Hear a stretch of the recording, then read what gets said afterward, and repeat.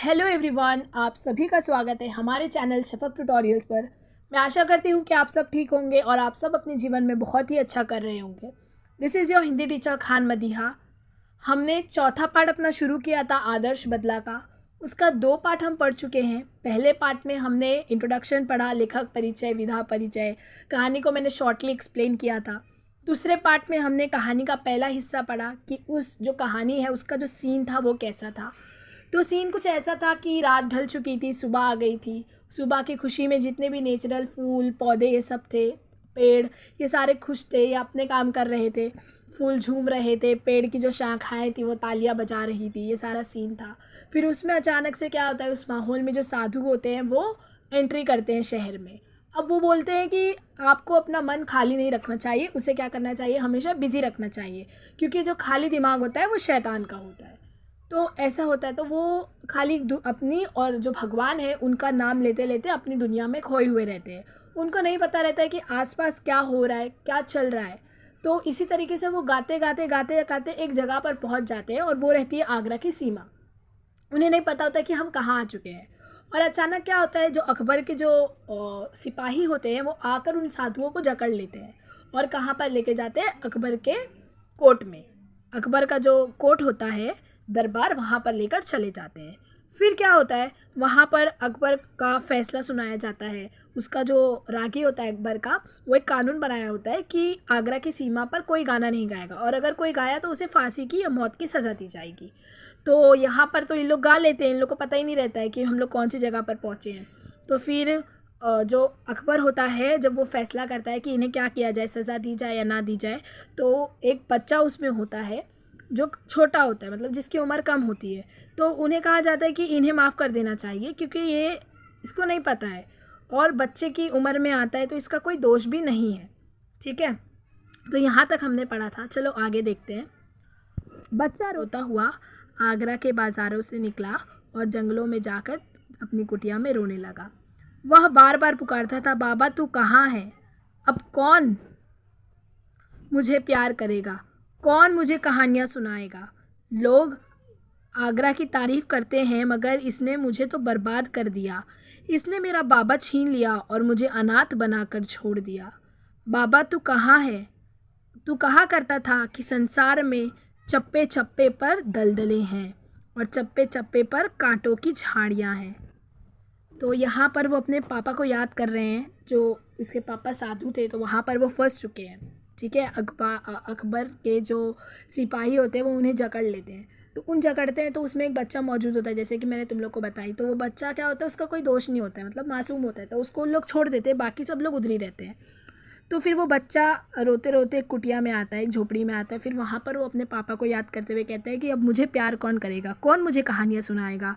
लोग आगरा की तारीफ़ करते थे कि आगरा बहुत खूबसूरत है, मगर इसने तो मुझे बर्बाद कर दिया। इसने मेरा बाबा छीन लिया और मुझे अनाथ बनाकर छोड़ दिया। बाबा तू कहा करता था कि संसार में चप्पे चप्पे पर दलदल है और चप्पे चप्पे पर कांटों की झाड़ियाँ हैं। अब कौन मुझे इन झाड़ियों से बचाएगा? कौन मुझे इन दलदलों से निकालेगा? कौन मुझे सीधा रास्ता बताएगा? कौन मुझे मेरी मंजिल का पता देगा? तो यहाँ पर वो अपने पापा को याद कर रहे हैं कि जो जो उनके पापा ने उन्हें कहा था, मिस करते हुए कहते हैं कि ये सारी जो संसार में परेशानियाँ, ये जो सारे प्रॉब्लम्स है, ये सारी चीज़ों से मुझे कौन निकालेगा, मुझे सीधा रास्ता कौन दिखाएगा। तो यहाँ पर वो अपने पापा को बहुत ही बुरी तरीके से याद करते हुए बहुत ही उदास हैं। फिर आगे क्या होता है, इन्हीं विचारों में डूबा हुआ देर तक रोता रहा। तो वो जो लड़का है इन्हीं विचारों में क्या करता है, बहुत खो जाता है, एकदम सदमा लग जाता है और वो रोने लगता है।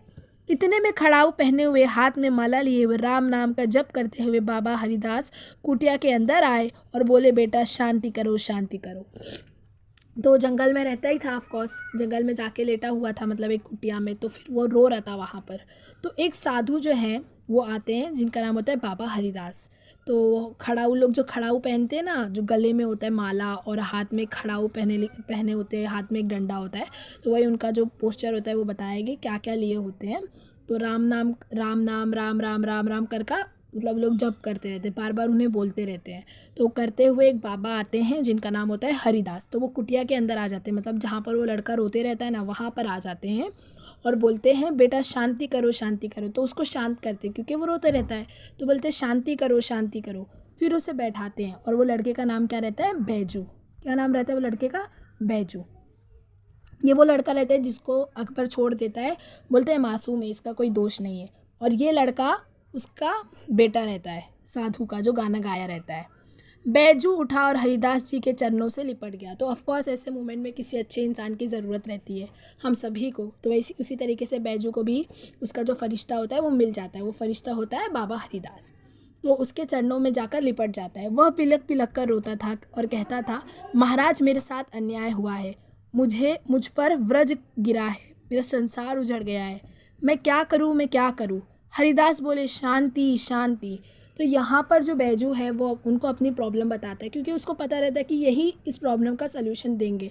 तो वो बोलता है कि मेरा जो संसार है उजड़ चुका है। ऑफकोर्स उसने अपना पापा खोया होता है। तो आप और मैं समझ सकते हैं कि व्हाट इज़ द सिचुएशन और वो दर्द क्या हो सकता है एक बाप को खोने का। तो वो बोलता है कि मेरा संसार उजड़ गया है, मैं क्या करूँ, क्या कर सकता हूँ मैं। तो फिर भी हरिदास बोलते हैं, शांति शांति। तो ये जो बाबा होते हैं, जो साधु होते हैं, बहुत ही काम पोलाइट होते हैं। सिचुएशन कैसे भी वो हमेशा काम रहते हैं, ठीक है। बैजू, महाराज तानसेन ने मुझे तबाह कर दिया, उसने मेरा संसार सूना कर दिया। तो बैजू महाराज को बोलते हैं, मतलब बाबा को, कि तानसेन ने तो मेरी जो लाइफ थी उसको पूरा बर्बाद कर दिया, तबाह कर दिया है, जो मेरी दुनिया थी उसको पूरा सूना कर दिया है। फिर भी हरिदास बोलते हैं, शांति शांति। तो फिर आगे क्या होता है, बैजू ने हरिदास के चरणों से और भी लिपट कर कहा, महाराज शांति जा चुकी है। तो फिर वो तो बोलते हैं शांति शांति, पर बैजू के दिल में तो वो बात नहीं है ना। बैजू बहुत ही उदास है। तो वो कहता है, बैजू हरिदास के चरणों में लिपट कर कहता है, महाराज शांति जा चुकी है, अब जो पीस है वो चला चुका है, अब मैं शांत नहीं रह सकता हूँ, अब मुझे बदले की भूख है, अब मुझे बदला लेना है। बदला किससे लेना है, तानसेन से बदला लेना है। अब मुझे प्रतिकार का प्यास है, मेरी प्यास बुझाइए, अब मुझे बदला लेना है, अब इस प्यास को मैं कैसे बुझाऊं। ये बात वो किसको कहता है, बाबा हरिदास को। हरिदास ने फिर कहा, बेटा शांति शांति। तो हरिदास दोबारा बोलता है कि शांति शांति शांति। तो ये हर बात पे क्या बोलता है हरिदास, शांति शांति शांति। पर जो बैजू है वो एकदम परेशान है, एकदम तकलीफ़ में है, ठीक है। तो अपनी सारी प्रॉब्लम्स को हरिदास को बताता है, पर हरिदास बोलता है शांति शांति शांति। बैजू ने करुणा और क्रोध की आंखों से बाबा जी की तरफ देखा। तो करुणा और क्रोध मतलब एक दया, एक मासूमियत वाला चेहरा, और क्रोध गुस्से वाली आंखों से किसको देखा, बाबा जी की तरफ देखा। उन आंखों में आंसू थे और आहें थी और आग थी, मतलब दोनों चीज़ होती, एक मासूमियत वाला आंसू था और एक आग थी बदले की। जो काम ज़बान नहीं कर सकती उसे आंखें कर देती है। तो यहाँ पर बोलने की मतलब जो काम ज़ुबान नहीं कर सकती, sometimes we are speechless but are I speak. हमारी आँख बता देती है कि हम उदास हैं, या हमारी आँख में शैतानियत है, या जो भी है, ठीक है। और जो काम आँखें भी नहीं कर सकती उसे आँखों के आंसू कर देती है। और जो काम आँख नहीं कर सकती है वो आपकी जो टीयर्स है वो बता देते हैं कि ये जो आंसू ये खुशी के हैं कि गम के हैं, ठीक है। तो ये चीज़ बहुत अच्छी है, इस लाइन को याद कर लो, आप कहीं पर भी लिख सकते हो, बहुत अच्छा है। बैजू ने ये 2 आखिरी हथियार चलाए और सिर झुकाकर खड़ा हो गया। तो ये बात बोलकर वो चुप हो गया और उनके सामने अपनी नीचे मुंडी करके खड़ा हो गया। मतलब होता है ना, जब बड़े के सामने हम खड़े होते हैं तो नीचे मुंडी कर लेते हैं, कुछ बोलते नहीं है। तो वैसा ही सीन बैजू के साथ होता है। फिर आगे क्या होता है, हरिदास के धीरज की दीवार आंसुओं की बौछार ना सह सकी और काँप कर गिर गई। तो फिर हरिदास की धीरज मतलब होता है पेशेंस। तो जो आंसुओं की दीवार थी, जो आंसुओं का जो बौछार था, मतलब बौछार मतलब फ्लड, मतलब बहुत सारा, तो जो आंसू बहुत सारे बह रहे थे वो ना सह सका और क्या हुआ, काँप कर गिर गई। उन्होंने बैजू को उठाकर गले से लगाया और कहा, फिर जो हरिदास बाबा होते हैं वो बैजू को अपने सीने से लगाते हैं और बोलते हैं, मैं तुझे वह हथियार दूंगा जिससे तू अपने पिता की मौत का बदला ले सकेगा। तो यहाँ पर एक चीज़ क्या समझ में आती है अपन को, कि आपको पहले ना सुनना है सामने वाला क्या बोल रहा है। जिस तरीके से हरिदास जी ने बैजू की सारी बातों को सुना, शांति शांति बोलकर पेशेंटली हर बातों को सुना, फिर लास्ट में उसको जवाब देते हैं कि मैं तुझे वो हथियार दूंगा जिससे तू अपने पिता की मौत का बदला ले सकेगा।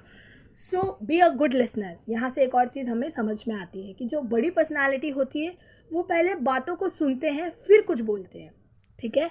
तो यहाँ पर हमने देखा कि बैजू जो होता है वो निर्दोष होता है, उसका कोई दोष नहीं होता है, काफ़ी छोटी उम्र का होता है। तो जो अकबर होता है वो उसे छोड़ देता है कि मतलब इसका कोई दोष नहीं है, और अगर दोष रहेगा भी तो भी हम इसको कोई सज़ा नहीं दे सकते, ठीक है, क्योंकि ये बच्चे की एज में आता है। तो छोड़ देते हैं, बट जो साधु होते हैं उन लोग वहीं पर रहते हैं उसके दरबार में, मतलब उससे सज़ा दी जाती है उनको। तो ये जो बैजू होता है ये रोने लगता है, फिर ये आता है जंगल में, फिर यहाँ पर रोने लगता है। फिर इसको कौन मिलता है? बाबा हरिदास मिलते हैं। फिर ये बाबा हरिदास को अपनी सारी प्रॉब्लम्स को बताता है। फिर बाबा हरिदास इसकी प्रॉब्लम्स को सुनते हैं और कहते हैं शांति शांति शांति। पर इन द लास्ट जब सारी चीज़ों को सुन लेते हैं तो बाबा हरिदास उस प्रॉब्लम का सल्यूशन बताते हैं कि मैं तुझे वो हथियार दूंगा जिससे तू अपने पिता के मौत का बदला ले सकेगा। ठीक है, तो यहाँ तक समझा? आप इसे एक बार रीड कर लेना ताकि और अच्छे से आपको समझ में आए। मिलेंगे हम 4th पार्ट में, जिसमें आगे की कहानी को हम देखेंगे कि आगे क्या होता है, कौन सा हथियार हरिदास जी बैजू को देते हैं और क्या बैजू अपना बदला ले पाता है तानसेन से कि नहीं।